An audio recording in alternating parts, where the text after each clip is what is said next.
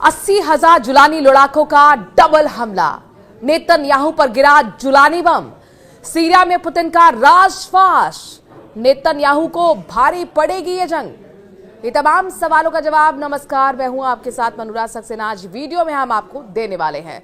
तो रूस और ईरान को पहले ही सीरिया से भगा चुके कमांडर जुलानी का अगला टारगेट अब इजराइल है। दमिश्क पर कब्जा कर चुके जुलानी ने अपने कमांडर्स को इजराइल फतेह करने का फरमान जारी कर दिया है। इसीलिए बड़ा सवाल यह है कि क्या सीरिया में घुसकर इजराइल ने बहुत बड़ी गलती कर दी है। दरअसल बशर अल असद के तख्ता पलट के बाद सीरिया जहां धीरे धीरे खड़ा हो रहा है, इजराइल के सीरिया पर हमले भी तेज हो गए हैं। पिछले 7 दिन के अंदर 800 से ज्यादा एयर स्ट्राइक कर चुका है इजराइल। वहीं पिछले 12 घंटे की अगर हम बात करें तो 61 से ज्यादा हमले कर चुका है, जिसमें वो चुन चुन कर सैन्य ठिकानों को तबाह कर रहा है। लेकिन जुलानी ने भी कसम खा ली है इजराइल को तबाह करने की और इस नरसंहार के बदला लेने की। इजराइल हमलों का जवाब देते हुए एटीएस के नेता भी इजराइल को बहुत बड़ी चेतावनी दे रहे हैं। जरा समझिए कि इस वक्त सीरिया में क्या चल रहा है और सीरिया के हमलों का जवाब देने के लिए जुलानी की क्या तैयारी है।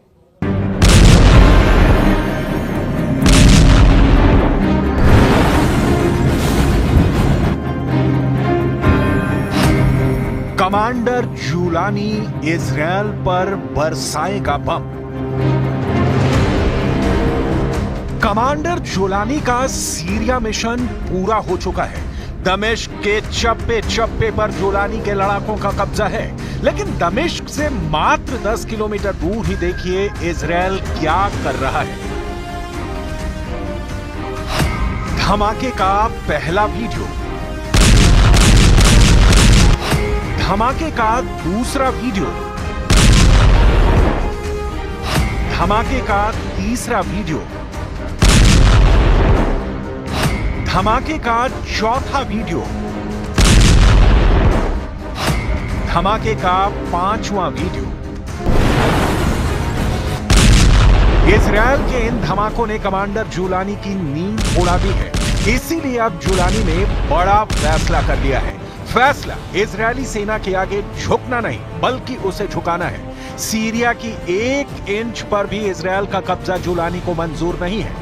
इसीलिए कमांडर जुलानी ने अपने लड़ाकों को इजरायली सेना पर सीधे अटैक का फरमान जारी कर दिया है।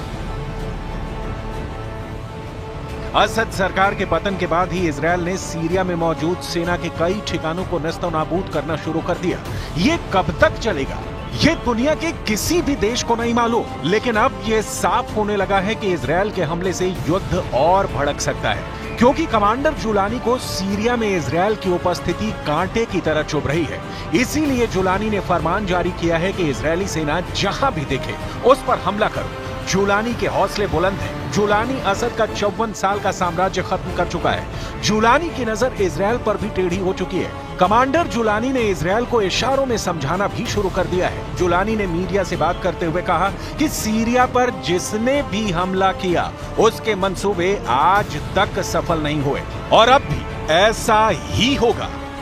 वमा मिन इम्बरातोरिया गाजिया गज़त अर्द अश-शाम इल्ला खरजत मिनहा वसुहिक़त इम्बरातोरियतुहा।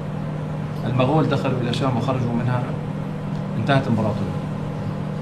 إمبراطورية فارسية كانوا في الشام، عندما خرجوا منها انتهت إمبراطورية. الروم عندما دخلوا وخرجوا انتهت إمبراطورية. أيضا الاحتلال الفرنسي 1920 كان عنده إمبراطورية واسعة وفي أمصار متعددة، كان يحتل دول متعددة. لما خرج من الشام انتهت إمبراطورية. حتى الخلافة العثمانية كانت سلطنة، لما دخلت إلى الشام أصبحت خلافة، ولما خرجت منها عادت دولة। खूनी हमले बर्दाश्त नहीं। जुलानी सीरिया पर एक छत्र राज चाहता है। उसे ना तो विद्रोहियों की डिस्टर्बेंस पसंद है और ना ही पड़ोसी मुल्कों की। जुलानी असद सरकार के हर निशानी को उखाड़ फेंकना चाहता है। सिर्फ इजरायली नहीं, जुलानी के खूनी अतिक्रमण से सालों से सीरिया में काबिज रूस को भागना पड़ा। रूसी सेना की सीरिया से वापसी शुरू हो चुकी है। हर गुजरते दिन के साथ सीरिया से रूस की मौजूदगी धीरे धीरे कम हो रही है। सीरिया से आए इन ताजा सैटेलाइट तस्वीरों को देखिए, जिसे institute for the study of wall यानी ISW के एक्स हैंडल से जारी किया गया है। 13 दिसंबर को सैटेलाइट कैमरे ने सीरिया में मौजूद रूस के सैन्य अड्डों की तस्वीरें ली। लताकिया के खमीमिम एयरबेस और टार्टस नेवल बेस की तस्वीरों में साफ साफ दिख रहा है कि रूस सीरिया छोड़कर भाग रहा है। पुतिन के हार की पहली तस्वीर। इस सैटेलाइट तस्वीर में 2 AN-124 ट्रांसपोर्ट एयरक्राफ्ट दिख रहे हैं। दोनों प्लेन्स के आसपास गाड़ियां मौजूद हैं। कार्गो का सामान लोड किया जा रहा है। विमान उड़ने की तैयारी में है। पुतिन के हार का दूसरा सबूत। सैटेलाइट तस्वीरों में दावा किया गया है कि सीरिया में मौजूद अपने अड्डे पर रूस अपने Ka-52 लड़ाकू हेलीकॉप्टर को डिसमेंटल कर रहा है। इस तस्वीर में रूस की S-400 मिसाइल भी दिख रही है। S-400 को भी रूस खमीमिम बेस से दूसरी जगह ले जा रहा है, क्योंकि रूस को पता है कि अगर ये मिसाइलें यहां पर रहीं और हेलीकॉप्टर जुलानी के लड़ाकों के हाथ लग गया तो क्या हो सकता है। रूस के हार का तीसरा सबूत। लताकिया के नजदीक ही रूस का टार्टस बेस मौजूद है, जहां से रूस अपने विरोधियों को आंखें दिखाता था। इसके पीछे टार्टस बेस की भौगोलिक स्थिति है, लेकिन असद सरकार के पतन के साथ ही रूस ने यहां से भी अपने युद्धपोत और पनडुब्बी निकाल लिए। छटपटा रहा है हिजबुल्ला। बिना पानी की मछली देखी है आपने? पहले वो पानी के लिए तड़पती है और फिर आखिरकार दम तोड़ देती है। लेबनान वाले हिजबुल्ला के साथ भी यही हो रहा है।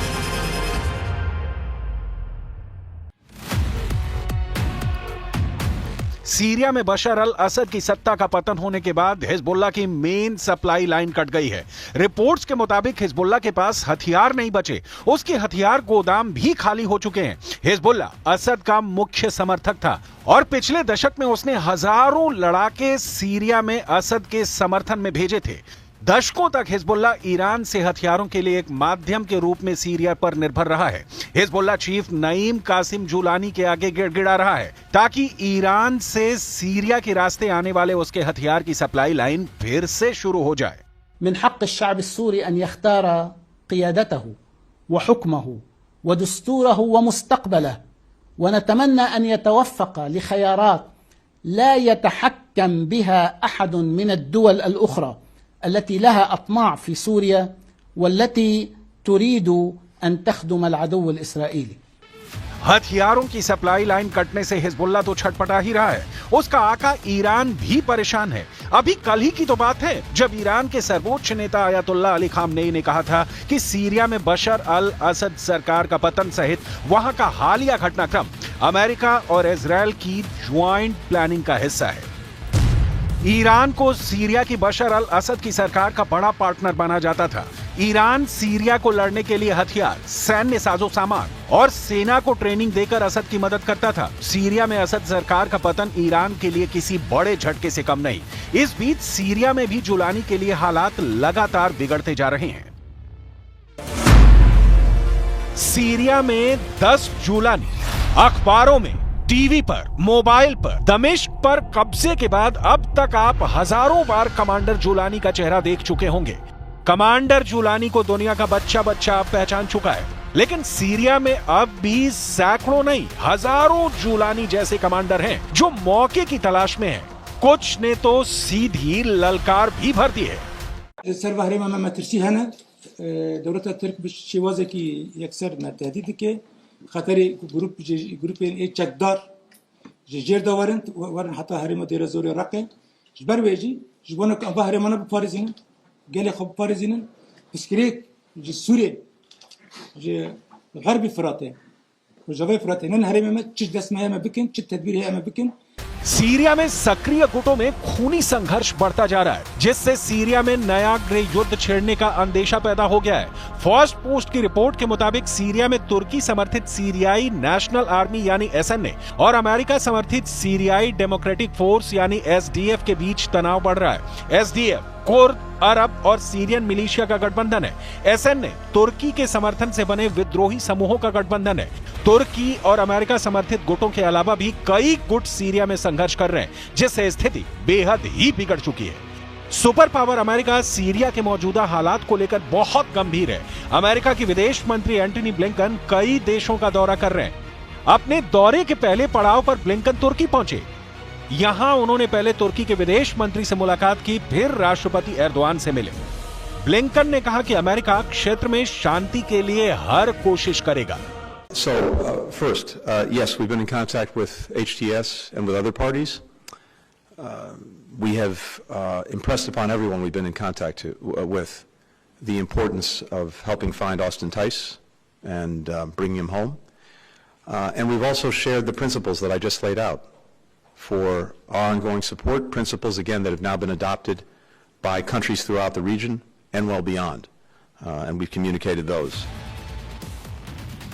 इजरायली सैनिकों ने पिछले हफ्ते में गोलान हाइट्स पर इजरायली और सीरियाई सेनाओं को अलग करने वाले संयुक्त राष्ट्र बफर जोन में एंट्री की थी। इजरायल के इस कदम पर संयुक्त राष्ट्र ने कहा कि यह कदम 1974 के युद्ध विराम समझौते का उल्लंघन है, लेकिन इजरायली पीएम ने कहा कि असद सरकार के गिरने के बाद इस समझौते को इजरायल ने खत्म कर दिया है, यानी सीरिया में युद्ध का भड़कना तय है।